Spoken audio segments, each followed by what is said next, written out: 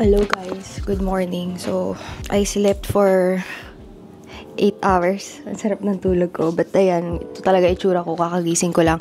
And this is yung nakita nyo na suot ko kahapon pagkadating. Hindi na ako nagpalit ng pajama since pagdating ko naman, ito na yung sinuot ko. But anyway, pagkagising ko, I received a text message from inay. Last few days kasi si tatay, medyo hirap siya maglakad. Actually, ngayon lang siya nagkaroon ng ganitong problema throughout his journey, cancer journey. Medyo iika-ika siyang maglakad kasi dun sa scan, parang nakita namin dun sa may buto niya sa kanan, medyo may nakafocus doon ng mga cells. Maybe it's the reason kung bakit medyo ika-ika siya, sumasakit talaga. And alam nyo guys, parang I don't know if it's like blessing in disguise. Naisip ko lang mag-suggest na bili tayo ng wheelchair para hindi mahapo si tatay. Kasi si tatay, pag nakita niyo siya, hindi niyo mahahalata na meron siyang sakit. Kasi nga, he acts very normal. As in, yung mga ginagawa niya na araw-araw dati, yun pa din yung ginagawa niya ngayon. Pero other than that, mas maaga na siyang matulog ngayon. Mas mabilis siyang magpahinga, kada task niya, gusto niya umuupo siya, mas hapuin, mas pagodin. So naisip ko lang biling wheelchair. Pareho pala kami na inisip ng kapatid ko. Hindi naman dahil hindi na nakakalakad si tatay. But this morning, nakareceive ako ng text kay inay. I think ito na yung naalala namin ng kapatid ko na ayaw sumama ni tatay. Parang huli kong trip kasama si tatay ay first year college ba ako nun? Sa Hong Kong din kasi bihira talaga yun na umalis. May mga tao namang ganun na hindi talaga mahilig mag-travel na sa family, hindi talaga kami maalis. Nagsabi daw si tatay na hindi na daw siya sasama kasi hindi daw makakalakad. So good thing may kinuha na wheelchair para at least hindi niya iisipin yun. First time ko din mag-ask na special assistance from the airport. So ang dinadasal ko lang ngayon kasi syempre 'di ba, mag-aayos kami ng gamot today ni tatay, papunta yung kapatid ko rito, ayusin namin lahat ng mga laboratory before so we can show yung professor doctor na mamimit namin na sobrang hirap kumuha ng appointment. Nangyari lang yung doctor niya dito sa Philippines sa St. Luke's ay kakilala yung doctor na yun and nakiusap din yung doctor na yun na baka pwede kaming kunin kasi last time ang doctor niya na nag-check abroad is from Singapore but ang sabi sa amin nung doctor niya dito ang specialty daw sa Singapore is colorectal cancer. He thinks it's much better if we go to Hong Kong which is ang specialty lung cancer. So we were able to secure the appointment because of our doctor here. Thank you so much Doc Carlos for helping us. And nag-reply naman sa email just because friend niya yung doctor namin dito sa Philippines. So hopefully guys, makonvince namin si tatay na sumama kasi we're trying to give him more hope. Ganyan kasi pagka may kapamilya ka na may sakit na cancer, syempre itatry mo na i-push na kaya pa, pero syempre kailangan mo ring intindihin yung feelings nung may sakit.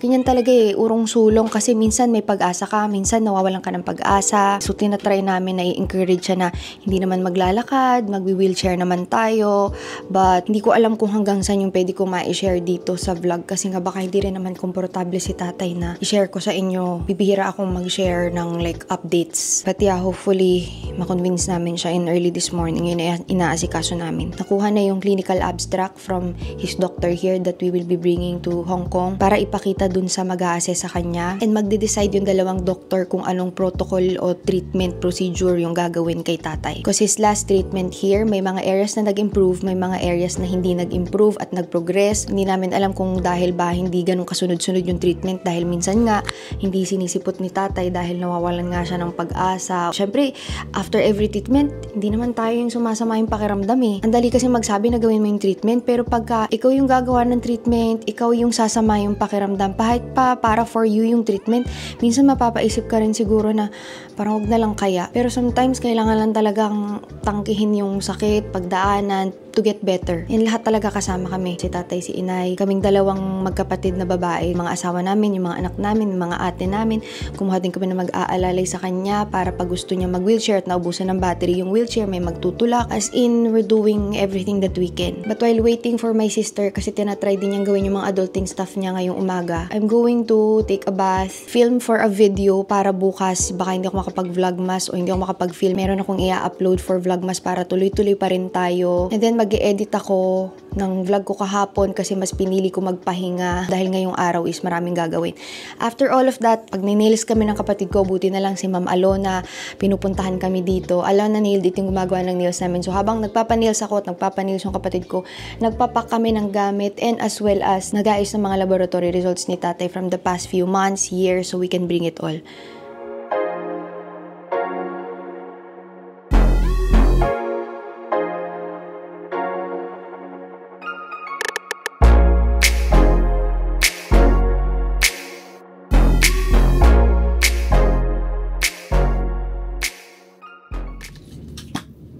Kasi I'll be filming something so that tomorrow guys, meron ako i-upload.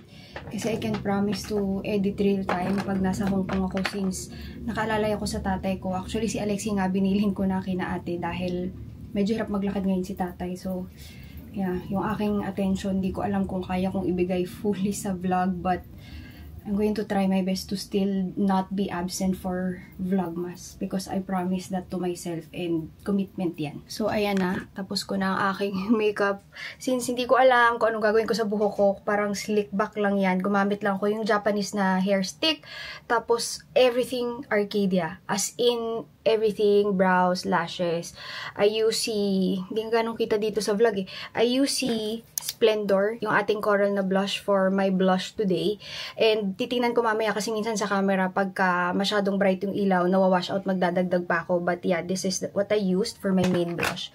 Tapos sa eyes ko, naglagay lang ako ng konti dito lang sa outer. As in ring finger. Tap, tapos pataas hanggang brow bone. I use Heaven and as well as dito sa gilid ng cheeks ko para hindi siya bronzer na bronzer. And mukhang natural pa rin yung aking base. Ayan lang guys. I'll be filming already. Tapos, ang dami talagang gagawin. Edit. Hopefully, matapos ko yun bago dumating yung magni-nails and mag-usap kami ng kapatid ko habang nagni-nails kami. Habang nagni-nails kami, may gagawin pa rin kami. Pag nag-film guys, ganyan talaga.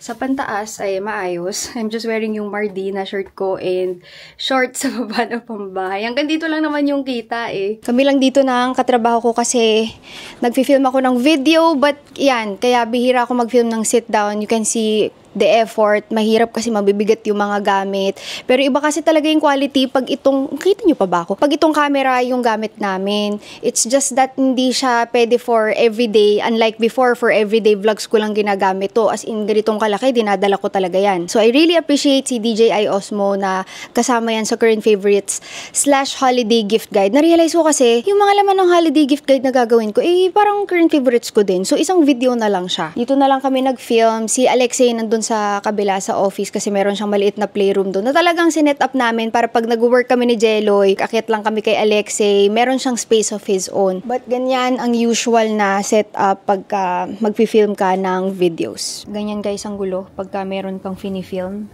Ang daming nakalagay sa sahig.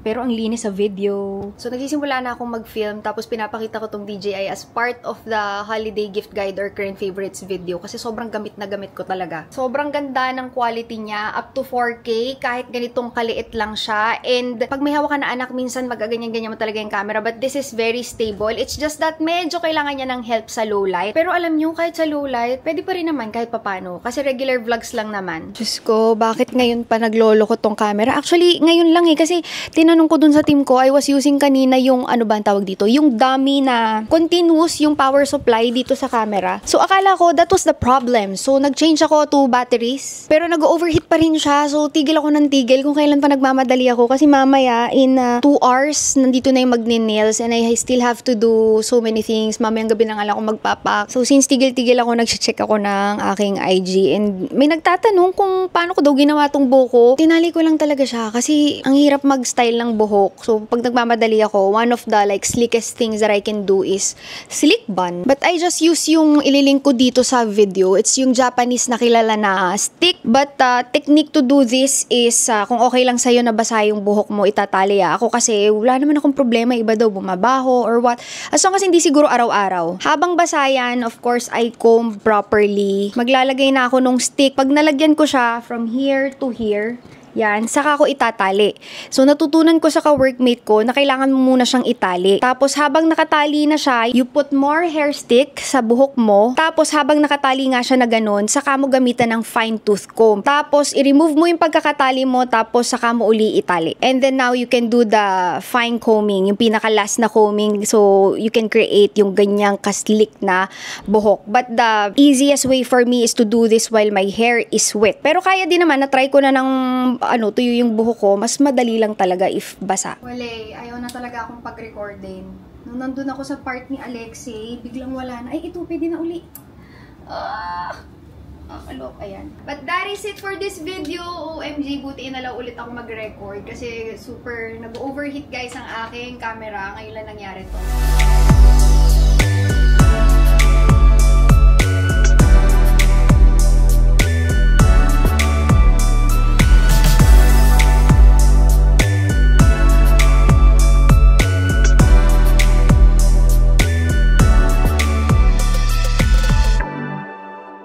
Ang tindi ng emosyon na pinagdaanan ko, maka-film lang ng video na to. Diyos ko, Lord. My patience was really tested today. But I think tomorrow sa biyahe natin, I need more patience because we have 2 toddlers and 2 seniors. Yes. Parang hindi pa tapos yung araw. Kailangan ko na naman ng kape. I think, manginig muna tayo for today's video because I need more energy for more fun.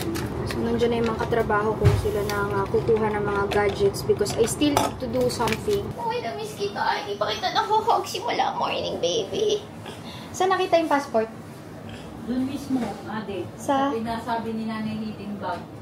Oh! Okay, binukulat mo din yung kanina yung ano? Saan bag doon? Yung mga bag niya. Guys, kasi kaya ganito din ako na parang sobrang agitated, overstimulated. Kasi aalis kami bukas, wala yung passport ni tatay eh. You want to play iPad? Nag-iPad ba to kanina? Uy, nag-iPad ka kanina. Let's just play arcade. Arcade naman, babe. You want to play Talking Tom? Yes. Yun nga, hindi lang ako nagsasabi sa inyo, pero hindi nyo nakikita sa vlog na to, lahat kami dito sa bahay naghahanap ng passport ni tatay. Siya pa man din yung kailangan na nandun. Yung amin maihiwan na, hindi may... Wag lang yung magpapacheck up, B. So, inaayos kasi namin lahat. Yung mga lab tests, lahat ng mga pwedeng dalahin. Yung abstract, kakakuha lang sa St. Luke's kanina kasi ngayon lang natapos ng doctor. So, kanina umaga pa akong overstimulated as a mom. Pero okay lang yan. Kasi kailangan natin ng full presence tomorrow. Ano tayo? Daughter/nurse/assistant/lahat. Magva-vlog pa ako. /vlogger. Ate, kay Alexi, kayo nang bahala, sinasabi ko sa inyo. Kasi talagang kami ni Min, syempre, si tatay, medyo hirap nang gumalaw. So, nakatutok talaga kami. Buti nga may help kami ni na ate. Kasi katulad niyan, yung kagulo ko dito kanina sa pag-film ko ng video, sila na magliligpit. Para ako naman, Ate Ana, maghanap na ako ng damit. Tapos isushoot na lang ni na ate sa maleta. So sobrang swerte ko kasi I do get help. Kaya marami din ako nagagawa. I cannot do this alone, guys. Kaya saludo ko dun sa mga stay-at-home mom na sila talaga lahat. Hindi siya biro. For me, it's one of the hardest jobs in the world. Once you become a mom, talagang mas ma-appreciate mo yung nanay mo. Ay, hindi na pala ako kita. Mas ma-appreciate mo talaga yung nanay mo. Lahat ng ginawa for you kasi hindi madaling maging nanay. Di ba naman siya marunong? Nakiki-ano lang. Alam mo, pareha kami maglaro ni Alexei. Feel na feel talaga namin. Sabi ni Jello, ginadjid ako pag naglalaro ko ngayon. Umiiwas pa ako pag mga inaano ko yung ulo ko. For the sigaw din. Wow, marunong siya! Ah! Oh no! Go! Ready mo na. Go! Go! Ito ka anak, ito ka, nandito ka sa baba. Up! Up ka, pa-up. Hindi niya maiilusot dun sa ano. You can do it. Hadi ika. Opening! Oh no! No! Manu! Ano ba yan? Ano ba yan? Okay, Mami will try. Thank sa inyo for the sigaw bini. Okay, let's go! Ayun to anak. Ayun, si Mami yan. Oh Anak, sorry. Mommy! It's okay. Galingan ni Mami. Okay, gagalingan na talaga ni Mami. Go, Spackman! Oh no! Sila! Oh! Oh no! No! It's okay, Mami can do it. See, pag ginagalingan. Ah! Sayang may cherry. Ayan na yung kapatid ko. Nagpa-vlog ako, be. Be, ang sarap paglaro dito. Regalo ako Ano regalo? Ala, nakakagigil naman to, be. Ay, pahiram mo. Ah! Ayun na, nag-gus!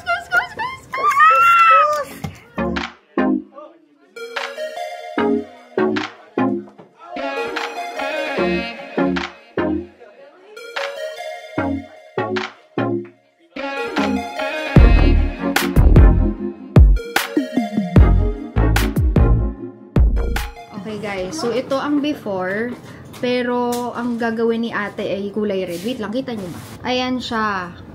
Ang ganda nito kasi meron akong parang, kita nyo yan, may heart. Hindi siya halata agad, pero pag nagpe-flex na ganyan, si Menchi, ganito din eh. Ito si Menchi, nandyan na siya. So, isang square at isang almond. Pero may heart din yung kanya. Dalawa nga lang.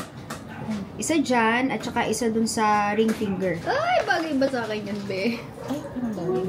Wey? Di ba? Bagay ba, be? Kasi hindi ako sanay na may kulay. Parang ganda din ang blue. La, ang ganda ko kasi ng marami yan tuloy. Nalito ang mga Ito, person. ang dami kong bagong outfit. Dadalhin ko ngayon. Labi, ang ganda nitong blue. Parang ano. Parang blue. Nag-green na may violet. Alin ang Ang ganda bagay nga sa atin? Bright red, maroon. Ah, maroon to, no? Parang di bagay itong blue. Parang dull tingnan sa akin. Para mas bagay sa yung red. Yung mas darker red. Yan. O di kaya, patingin din ulit. So, yun yung kuko mo last time, di ba? Yung red. Kadalasan ginagaya ko lang kasi yung kuko Ito ni yung Ate isa. Alona. Ito yung mas bright. Ah, Yung nasa middle. Mhm. Yan yan. Pagka yung mas bright. Pagka yung Mas dark. Ayan. Pagka yung Ganda, no? Ganyan din ba sa kamay ko yun? Siguro ano, burahin na lang ulit pag... Burahin! Dali, kasama na nga si Mark, di ba? Ano ba? Kasama na, sure na nakasama si Mark. Si tatay. Eh, dapat kasama siya. Kasi kaya nga tayo nandun eh, di ba? Yun na nga ang Sa tanong. passport, tama ba? Nakita na. Nakatala. Mama Ilona, gift namin. Pero, Huggy, huggy. Gift namin. thank you po. Wicked nga eh. Huggy. Ganito ang style mo. Ito yung sa akin. Kaso hindi ganong kita yung flex niya if wala siyang light. Ayun, oo. Ayan, nakala ko hindi bagay kasi baka mamaya umitim yung kamay ko. Hindi naman, in fairness naman. Dito kasi mukha siyang black, pero pagka... Igalaw. Parang Ayun, oh, dahan-dahan nakita na siya. nyo? Wow, nagiging blue. Tapos kanina, may position na pag nakaganito. Ayun, oh, purple naman siya.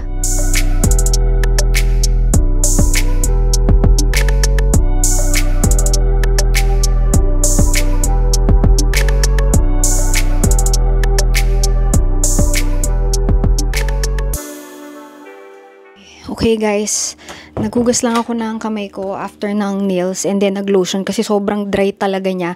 But ngayon, I need to pack and then mag-edit pa ako. So, I think it's gonna be a long night. Medyo hindi ko lang alam kung anong dadalhin ko kasi hindi ko alam kung talaga bang malamig doon. Kasi parang 18 lang naman eh. Gusto ko pa mag-short at mag-skirt. Hindi ko alam kung tama ba yun. So, ganyan yung ginagawa ko. Naka-pair na lahat yung mga damit before i-shoot sa packing cube. Yung mga shoes na dadalahin. Nakasampay na dyan yung for tomorrow na susuotin and the bag that I'll be bringing. Nagkakatimbangan na ng maleta because we're about to close them. Si Alexi nandyan din. Pero bago ko guys i-end yung vlog today, our Vlogmas giveaway for our 12 days of Vlogmas will be one of the local businesses that I support is si Ate Alona. Alona nailed it on Instagram. Lagi siyang pumupunta dito sa bahay pag may time kasi isa kami sa mga nauna na client niya na natanggap sa home service. Ngayon kasi meron na talaga siyang studio and kami pareho ng kapatid ko, siya yung gumagawa. Ito na pag-usapan na talaga namin tong nails na to. Sabi ko, reserve ko siya for the holidays or di kaya February, ganyan. Pero yan, ginawa na namin ngayon. Ang ganda niya guys pag naiilawan. Para siyang, basta meron siyang flex pagka gumagalaw. Iba-ibang kulay yung ginamit niya ng nail polish para magkaroon ng dimension yung nails. Dito lang kasi, mukha lang siyang plain na parang maroon color pero nag-iiba-iba siya. I don't know if mas kita dito sa camera. Mas kita sa iPhone, kailangan may flash ganun. But I'm always thankful to Ate Alona kasi kahit super busy na ang kanyang schedule, talagang pinupuntahan niya pa rin kami dito sa bahay. So yun nga, for our giveaway today, I'll be giving one slot sa kanya para ma-experience nyo rin yung aming nail sessions lagi. So this is open to anyone who can go to her nail studio sa Quezon City, okay? Kung mahilig ka sa nails, this giveaway is for you. Doesn't matter kung nanay ka, wala kang anak, dalaga, nag-aaral, office girl, ganyan. All you have to do is leave a comment sa baba and kailan pa yung huling last nail session mo. And ano yung paborito mo na ipagawa. Also, don't forget to include a working email kasi doon ka i-email namin. And kailangan ang marireceive mong email is from teamac.ph@gmail.com para sure tayo na walang masascam. Pero I think January slot na ito. Hindi guys pwede na within December ha. Even though I know it's Christmas and you're preparing for the holidays.